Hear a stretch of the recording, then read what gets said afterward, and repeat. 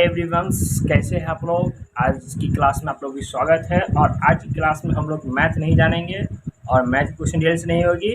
इस वीडियो में मैं आपको जो बोर्ड से इम्पोर्टेंट क्वेश्चन जो यानी कि हिस्ट्री से रिलेटेड है, इतिहास चैप्टर से हमारी है, चैप्टर नंबर फर्स्ट है, लेसन हमारी फर्स्ट, यानी कि यूरोप में राष्ट्रवाद से है। ठीक है, यूरोप में राष्ट्रवाद से है। इसको देखिए, यूरोप में, एक मिनट मैं इसे सिलेक्ट कर लेता हूँ, यूरोप में राष्ट्रवाद से। ठीक है, इससे रिलेटेड है और मैं इसे जानू आज आप लोग इसको बताऊंगा कि इसमें कि बोर्ड से कौन से क्वेश्चंस पूछने वाले हैं। ठीक है, बोर्ड से इसमें जितने भी वीडियो जो अभी आपको मैं ऑब्जेक्टिव करवाऊंगा वो सब बोर्ड से ही इम्पोर्टेंट है, यानी बोर्ड से ही लिए गए क्वेश्चंस है जो हर साल बोर्ड में इस चीज़ को इस चैप्टर से उठाता ही ऐसे क्वेश्चंस को देखने को हमें मिलता है। ये ऑब्जेक्टिव है आपकी, 50 टारगेट है इस बार बोर्ड को फाड़ देना है अच्छी तरीके से। चलिए देखते हैं, क्वेश्चन की तरफ बढ़ते हैं। ये वीडियो थोड़ी लंबी रहेगी क्योंकि ऑब्जेक्टिव है, और ऑब्जेक्टिव मैं वैसे ही नहीं पढ़ाऊंगा, इसमें आपको समझा करके बताऊंगा ऑब्जेक्टिव्स। ठीक है, और मैं आज थोड़ा डिजिटल की तरीके कर रहा हूँ क्योंकि पेन टैब यूज कर रहा हूँ और नया नया इस चीज़ पे है हाथ, तो अभी थोड़ा दिक्कत कर रही है।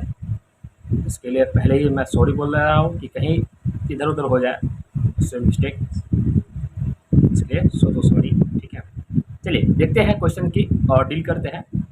कारण रॉबर्ट ओवेन का निवासी था। तो रॉबर्ट ओवेन कहाँ का निवासी था? ठीक है, तो रॉबर्ट ओवेन जो निवासी था वो ब्रिटेन के था। कहाँ का था? ब्रिटेन का था। ठीक है, इस चीज़ को याद रखेंगे, कहाँ का था? ब्रिटेन का था। ठीक, इसी तरह का है यंग यूरोप की स्थापना कब हुई? यंग यूरोप, ठीक है, सॉरी इसमें यंग यूरोप। ठीक है, यंग यूरोप की स्थापना कब हुई थी? यंग यूरोप की स्थापना 1998 ईस्वी में हुई थी। कब हुई थी? 1998 ईस्वी में हुई थी। ठीक है, तो चलते हैं अगले क्वेश्चन की तरफ। थोड़ा इसको पहले मैं इस साइड कर ले रहा हूँ कि इसे इरेज करने में थोड़ी मुझे प्रॉब्लम ज़्यादा होती है, क्योंकि इसे मैं हटाता हूँ तो ये सारा के सारा मिटा जाता है, वो लिखा हुआ वो भी मिट जाता है, इसीलिए थोड़ी दिक्कत कर रही है। और मैं थोड़े स्क्रॉल धीरे धीरे करके ले रहा हूँ क्लास। ठीक है, चलते क्वेश्चन नंबर 3 और 4 की तरफ कि भाई क्वेश्चन नंबर 3 और 4 क्या कहता है। ठीक है, क्वेश्चन नंबर 3 कह रहा है यंग इटली की संस्थापक कौन थे, यानी उसको जो बैठाने वाले थे कौन थे। इस तरह से हर एक चीज़ का व्यवस्थापक होती है। ठीक है, इसी तरह संस्थापक इसमें दिया गया है, इसकी है मेजनी। कौन है? मेजनी ने। यंग इटली की स्थापना किसने की? मेजनी ने। ठीक है, किसने की थी? मेजनी ने। हमेशा याद रखिएगा, ऑब्जेक्टिव क्वेश्चन है। आप 2-4 बजे पढ़िएगा इसको, 10 बजे देखिएगा इस वीडियो को 10 बार, तो ये जो लेक्चर्स इसको सुनिएगा तो आपको याद हो जाएगा। देखिए, ऑब्जेक्टिव को रटने की जरूरत नहीं होती, मैं एक ट्रिक बता रहा हूँ, ऑब्जेक्टिव को रटने की जरूरत नहीं होती है।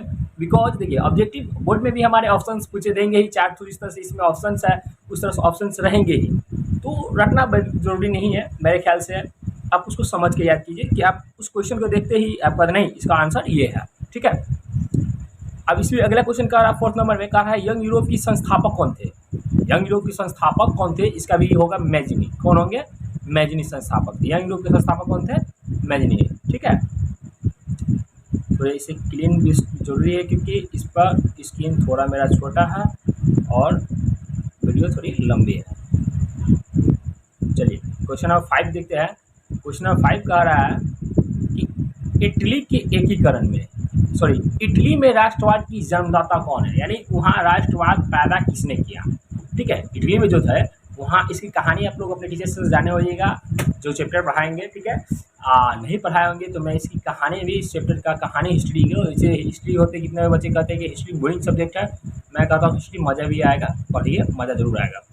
तो इसके जो चैप्टर्स के अंदर क्या है, इटली में जो राष्ट्रवाद का जन्मदाता है वो कौन था। तो इटली में जो राष्ट्रवाद का जन्मदाता था वो नेपोलियन था। कौन था?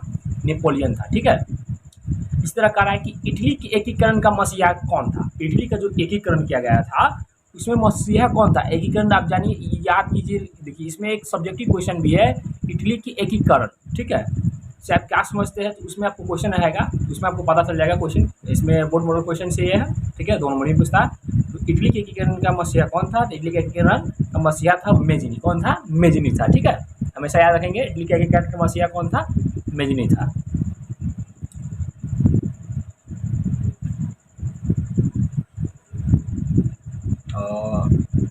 अब चलते हैं क्वेश्चन नंबर 7, 8 की तरफ। ठीक है, क्वेश्चन 7 में कह रहा है कि इटली की एकीकरण की तलवार कौन था? इटली की एकीकरण की तलवार कौन था? तो इटली की एकीकरण की तलवार था गैरीबाल्डी। कौन था? गैरीबाल्डी। कौन था? गैरीबाल्डी। हमेशा याद करेंगे, ऑब्जेक्टिव्स है, ज़्यादा दिक्कत मेरे ख्याल से तो नहीं करना चाहिए।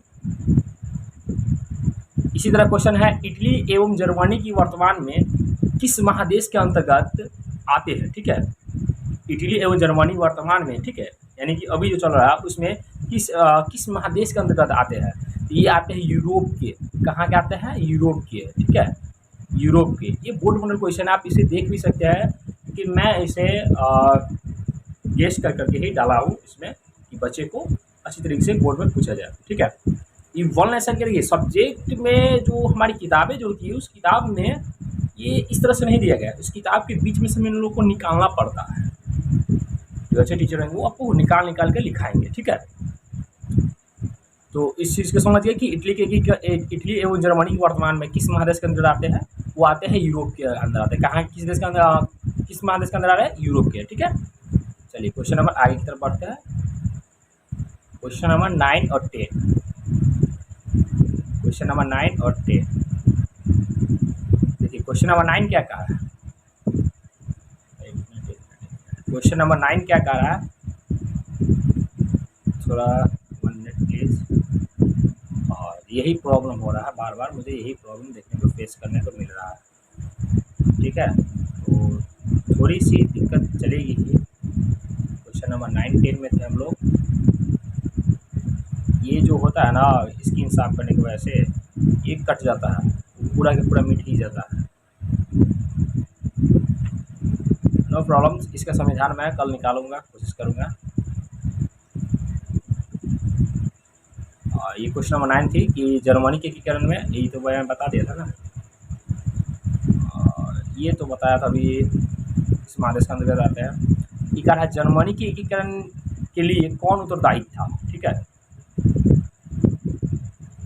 जर्मनी की एकीकरण के लिए कौन उत्तरदायी था? जर्मनी के एकीकरण के लिए उत्तरदायित्व जो था वो था बिस्मार्क। कौन था?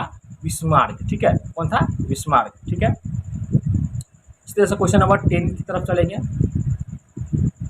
क्वेश्चन नंबर 10, क्वेश्चन नंबर 10 क्या कह रहा है?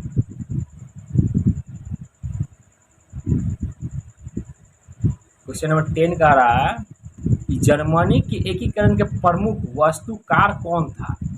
जर्मनी की एकीकरण का प्रमुख वास्तुकार इसका था बिस्मार्क। कौन था?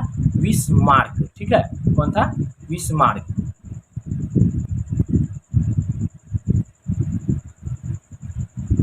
वो था बिस्मार्क। एंड अब हम लोग को चलना है क्वेश्चन नंबर 11 की तरफ। Question number 11। ठीक है, एक मिनट में इसे थोड़ा ही साफ ही कर देता हूँ जिससे कि स्क्रीन आपको बेस्ट दिखाई दे। And associated question number 11। ठीक है, क्वेश्चन नंबर 11 में कह रहा है कि इटली एवं जर्मनी के एकीकरण के विरुद्ध कौन देश था? जो इटली और जर्मनी के एकीकरण जब हो रहा था तो उसके विरुद्ध कौन सा देश था? इसके विरुद्ध था बाबू ऑस्ट्रेलिया। कौन था? ऑस्ट्रेलिया। ठीक है, तो इसका जो हो गया वो हो गया ऑस्ट्रेलिया होगा। क्या होगा? ऑस्ट्रेलिया होगा। ठीक है, इसी तरह से कह रहा है कि इटली के एकीकरण में, देखिए यहाँ देखिए, इटली के एकीकरण में निम्न में से किसका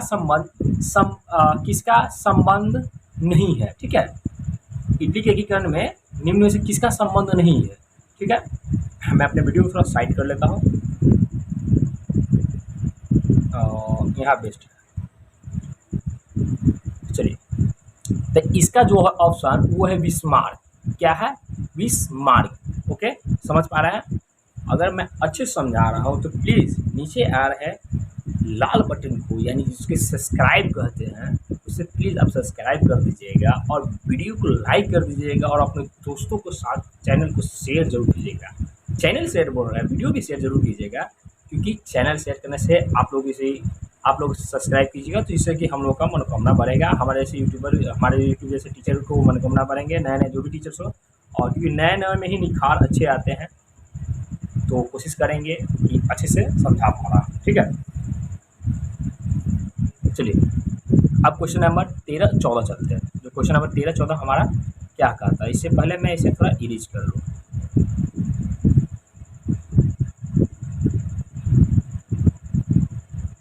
क्वेश्चन नंबर 13 और 14 की तरफ चलते हैं। क्वेश्चन नंबर 13, ठीक है, ध्यान से देखिए। ऑब्जेक्टिव्स है, ज़्यादा दिक्कत नहीं होगा। देखिए सब्जेक्टिव भी कहिएगा कि सर इम्पोर्टेंट सब्जेक्टिव क्वेश्चन डालिए जो बोर्ड में पूछे जाते हैं, आप कमेंट कीजिएगा, मैं ज़रूर डालूंगा। करा फ्रांस की क्रांति का प्रमुख कारण था। फ्रांस की क्रांति का प्रमुख कारण क्या था? जो फ्रांस में क्रांति हुआ था, ठीक है, उसका कोई ना कोई कारण होगा। अब कौन सा कारण था? तो वो कारण था वो निरंकुश शासन। क्या था? निरंकुश शासन था, ठीक है। इसी तरह से कह रहा है कि भाई फ्रांस की क्रांति का अग्रदूत किसे कहा जाता है? तो अग्रदूत कहा जाता है रूस को, ठीक है। किसको कहा जाता है? रूस को, ठीक है। यहाँ आप देख पा रहे होंगे रूस को, ठीक है। चलिए क्वेश्चन नंबर आगे की तरफ चलते हैं। इससे पहले थोड़ा ईज हो जाए। इसी में क्वेश्चन नंबर 15 और 16 है, ठीक है।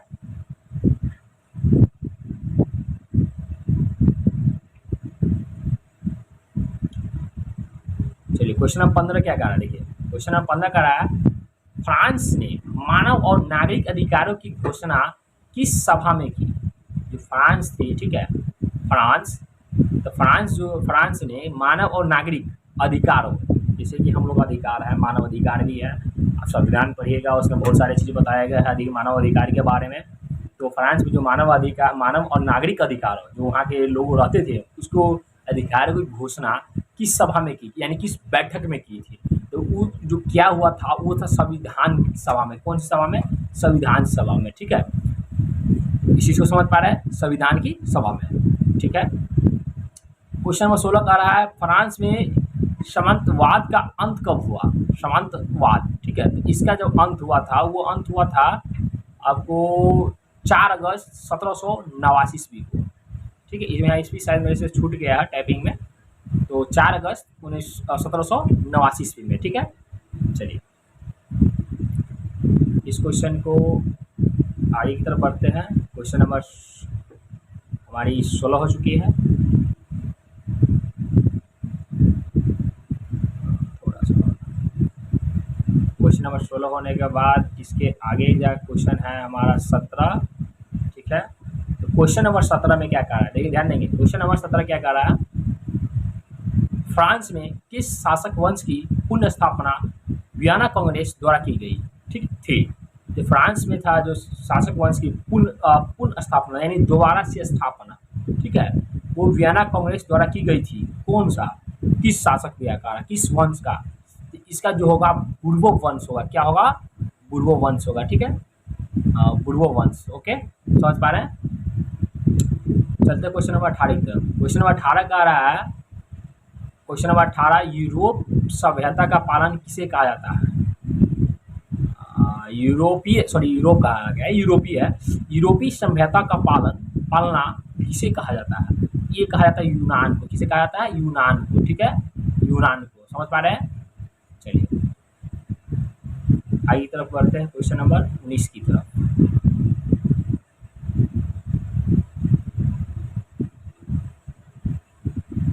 क्वेश्चन नंबर 19 की तरफ देखते हैं। क्वेश्चन नंबर 19 कह रहा है इसमें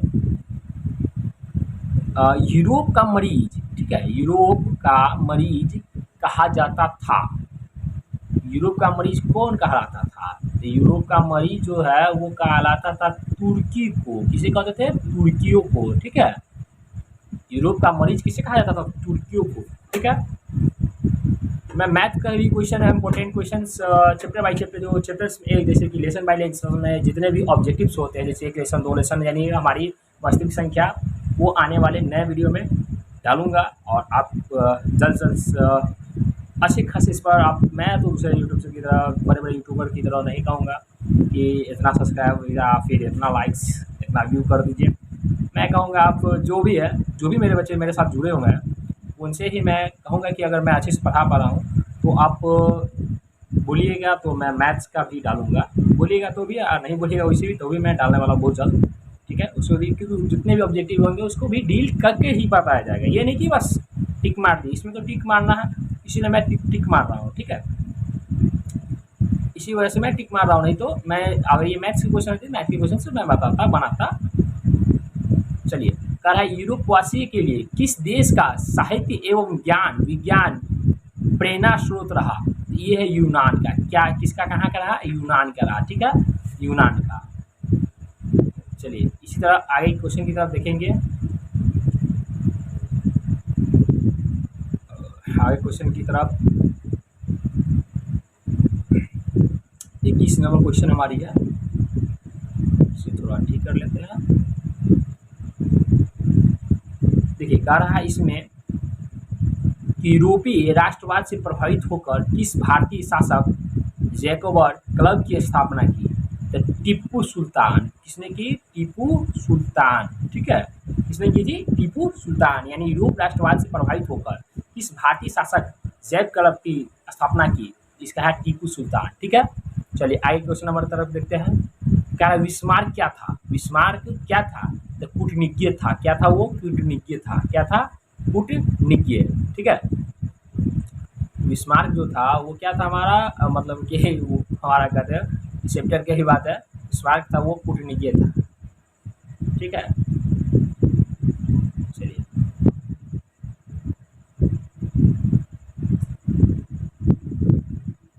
क्वेश्चन नंबर 23 देखते हैं। क्वेश्चन नंबर 23 क्या कह रहा है? क्वेश्चन नंबर 23 कह रहा है कि विस्मार्क प्रासा का चांसलर कब नियुक्त हुआ? विस्मार्क जो था प्रासा का चांसलर कब नियुक्त हुआ? तो वो हुआ था 1862 ईस्वी में। ठीक है, कब हुआ था? 1862 ईस्वी में। इसमें एक टाइमिंग वाला भी आता है जो सेकेंड लगाकर यूज़ किया जाता है, तो मैं उसे यूज नहीं कर रहा हूँ क्योंकि मुझे इस पर आपको बताना भी है, थोड़ी बोल बोल को समझाना भी है, और मैं direct A B C answer मैं नहीं दे सकता हूँ, उसे मुझे पसंद नहीं है। अब इसी में कह रहा है कि विस्मार्क किस विद्वान की विचारधारा से प्रभावित था? जो विस्मार्क था वो किस विद्वान से विचारधारा से प्रभावित था? वो था इसमें शायद गलती लिखा गया है मेरे ख्याल से। विस्मार्क किस विद्वान की विचारधारा से प्रभावित था? इसमें शायद मुझे लग रहा है कहीं एक गलत टाइपिंग होने की वजह से गलत ऑप्शंस आ रहे हैं। ठीक है, इसे स्टॉप कर देते हैं क्योंकि इसमें देखिए ये क्योंकि रूस लिखा गया है, टाइपिंग थोड़ा मुझसे मिस्टेक हो गया है। ये 1862 ईस्वी में आ गया, सेट आ गया, जैकब आ गया। कोई बात नहीं, क्वेश्चन नंबर 25 की तरफ चलता है। इसके मैं कमेंट में इसका आंसर मैं दे दूंगा 24 का। ठीक है, इसमें कह रहा है कि वियना सम्मेलन कब हुआ था? वियना सम्मेलन जो था वो कब हुआ था? वो हुआ था 1815 ईस्वी में। कब हुआ था? 1815 ईस्वी में। ओके,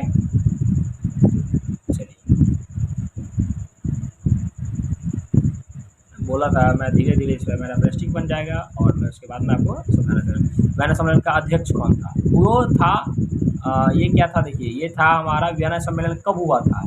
अब इसमें कह रहा है वियना सम्मेलन का अध्यक्ष कौन था, यानी उसका जैसे हर एक संस्थापक होते हैं, हर एक स्कूल ट्यूशन का संस्थापक होते हैं, हर एक कड़वार के भी संस्थापक होते हैं, अध्यक्ष जिसे कहिए। अब इसी में कह रहा है कि वियना सम्मेलन का अध्यक्ष कौन था? वियना सम्मेलन का अध्यक्ष था मेटरनिक था। कौन था? मेटरनिक था। ठीक है, इसी तरह चलेंगे। अगला कह रहा है विलियम प्रथम कहाँ का शासक था? तो वो परसा का था। कहाँ का था? परसा का था। ठीक है, विलियम प्रथम कहाँ का शासक था? विलियम प्रथम कह रहा है। ठीक है, विलियम प्रथम पहला। ठीक है, इसमें और भी विलियम है, इसी में विलियम प्रथम दिया गया। विलियम प्रथम कहाँ का शासक था? वो परसा का शासक था। और इसको रीच कर लेते हैं। चलिए क्वेश्चन नंबर 28 और 29 में देखना है। क्वेश्चन नंबर 28 में कह रहा है आपको नेपोलियन कोड में कुल कितने कोड थे? ठीक है, नेपोलियन कोड में कितने कुल कोड कितने थे? तो उसमें 5 थे। कितने थे?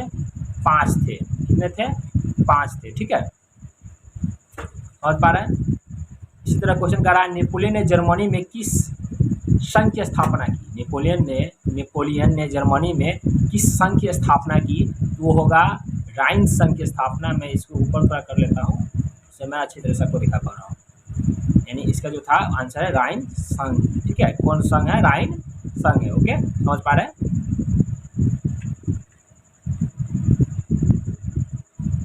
राइन संघ, इसको समझ गए। चलिए क्वेश्चन नंबर 30 की तरफ चलते हैं।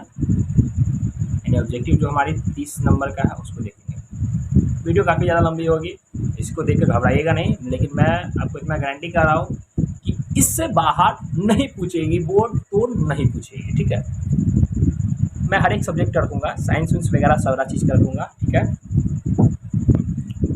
इसमें कह रहा है, देखिए इसमें कहा नेपोलियन संहिता किस वर्ष लागू की गई। नेपोलियन संहिता जो थी वो किस वर्ष लागू की गई थी, वो की गई थी 1804 ईस्वी में। कब की गई थी? 1804 ईस्वी में। ठीक है, अब इसमें कह रहा है क्वेश्चन, देखिए मेटरनिक क्या था, वो मेटरनिक जो था वो क्या था, मेटरनिक था घोर प्रतिक्रियावादी। क्या था? घोर प्रतिक्रियावादी। ओके, समझ पा रहे हैं? सो मैं इरेज कर लेता हूँ। मेटरनिक जो थे वो क्या था? घोर प्रतिक्रियावादी था, यानी 31 का आंसर हमारा ए होगा। ठीक है, अच्छा अब बताइए मेटरनिक का पतन किस वर्ष हुआ? मेटरनिक का पतन यानी खत्म वो किस वर्ष हुआ? तो वो 1848 ईस्वी में हुआ। किस वर्ष में हुआ? 1848 ईस्वी में हुआ। इसी में कह रहा है मेटरनिक कौन था? मेटरनिक कौन था? ऑस्ट्रेलिया का चांसलर था। आपकी ये सब्जेक्टिव में भी है कि मेटरनिक कौन था, मेटरनिक के जीवनी का धारणा लिखने की छोटी सी, तो उसमें है इसके बारे में। मेटरनिक जो था वो क्या था? ऑस्ट्रेलिया का चांसलर था। ठीक है, देखिए अब ये कह रहा है कि मेजनी ने सन 1800, इसको पहले मैं साइड कर लेता हूँ, थोड़ा इरेज कर लेता हूँ, नहीं तो इसमें लिखावटी आ जाएगा। ठीक है, मेजनी ने, ठीक है, मेजनी ने सन 1834 ईस्वी में संस्था का गठन किया। किस संस्था का गठन किया? मेजनी थी वो 1834 ईस्वी में कौन संस्था का गठन किया? तो वो किया था यंग यूरोप की। किसके किया था? यंग यूरोप की। ठीक है, इसका आंसर क्या होगा हमारा? ए होगा, यानी यंग यूरोप का। ठीक है, इसी तरह का मेजनी का संबंध किस संगठन से था? मेजनी थी उसका संबंध किस संगठन से था? वो कार्बोनरी से था। क्या था? कार्बोनरी से। ठीक है, चलिए क्वेश्चन नंबर 36 और 37 देखते हैं क्या है।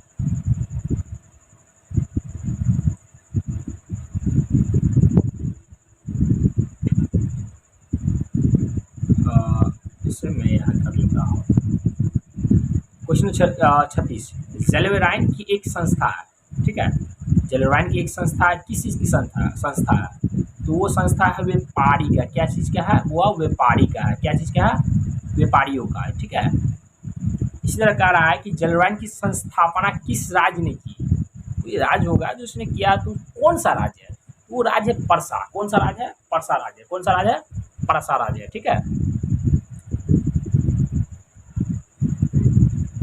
अच्छा मैं इसे साइड कर लेता हूँ और आपको मैं अच्छी तरह समझा भी दे रहा हूँ। इसमें से एक एक आ रहा है, तो इसको वैसे नहीं करना चाहिए, क्योंकि अगर बाय दफ़े ही ये उड़ जाए तो भी प्रॉब्लम है। इसमें समय थोड़ा ज़्यादा लग जाती है कि एक बार वो उड़ चुका है। चलिए मैंने समझा दिया, ये 38 है और 39 नंबर। ठीक है, 38 नंबर क्वेश्चन देखते हैं। हंगरी की राजधानी कहाँ है? हंगरी की राजधानी है बुडापेस्ट। क्या है? बुडापेस्ट। ठीक है, ओके। हंगरी की भाषा क्या है? हंगरी की भाषा कौन सा था? हमारा था हंगरी की भाषा था म्यांमार। कौन था? म्यांमार। ठीक है, यानी इसका आंसर जो हो जाएगा हमारा आ जाएगा सी, म्यांमार। इसी में कह रहा है हंगरी में आंदोलन का नेतृत्व किसने किया? इसका हो जाएगा आंसर आपको कोस्थुम। कौन? कोस्थुम। ठीक है, चलिए वीडियो थोड़ा फास्ट में बनाना पड़ेगा।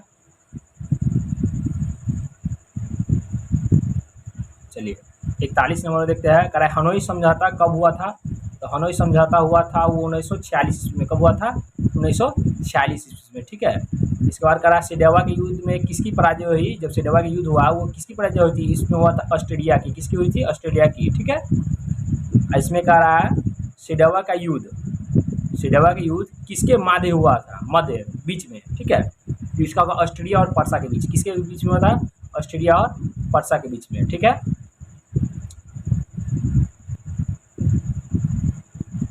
जो सोडेवा का युद्ध हुआ था वो था ऑस्ट्रेलिया और पर्सा के बीच में।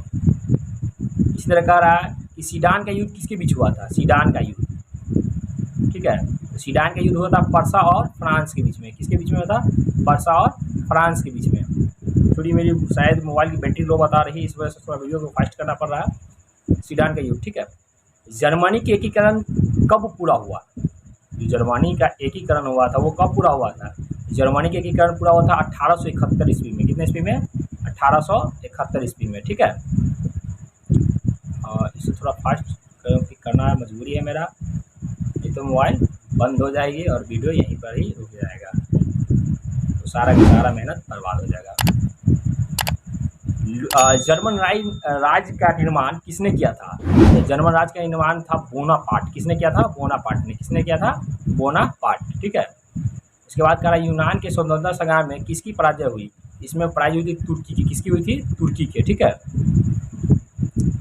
इसमें जो पराजय हुई थी हमारी तुर्की की हुई थी। कह रहा है क्रिमिया का युद्ध कब हुआ था, इसका कितने ईस्वी में हुआ था क्रिमिया का युद्ध, 1853 से 54 के बीच में, 1853 से 54 के बीच में, ठीक है।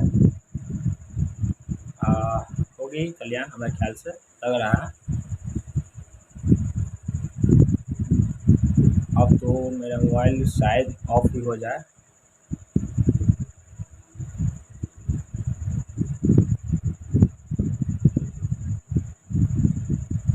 मत होना ऑफ भाई, मत होना। थोड़ी सी और वीडियो है, सॉरी।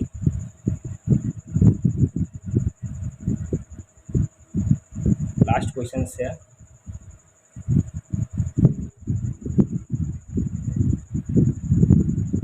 कौन कपूर की विक्टर एनुअल की ने किस पद पर गया, ये प्रधानमंत्री का, ठीक है। ये क्वेश्चन लास्ट थी प्रधानमंत्री का। आई एम तो सॉरी, इसमें थोड़ा मुझे फास्ट करना पड़ा है, ठीक है। अगली वीडियो मैं इस तरह से फास्ट नहीं करूँगा। कार्बोनेरी में की स्थापना कब हुई थी, तो ये हुई थी 1810 ईस्वी में। 49 नंबर छूट गया था, ठीक है। ये हुई थी 1810 ईस्वी में। अगर मेरे वीडियो पसंद आवे तो प्लीज़ मेरे चैनल को सब्सक्राइब कीजिए। नए हो तो वीडियो को नए आए हैं स्टूडेंट जो चैनल को सब्सक्राइब करेंगे और वीडियो को लाइक करेंगे, ढेर सारा प्यार आप लोग देंगे, ठीक है। आज की क्लास इतना ही। आज की क्लास में होगी हमारे लिए ये हमारी हिस्ट्री का फर्स्ट लेसन 1 जो होगी वो द एंड हो गई, ठीक है, और द एंड होगी। चलिए आज की क्लास बस इतना ही।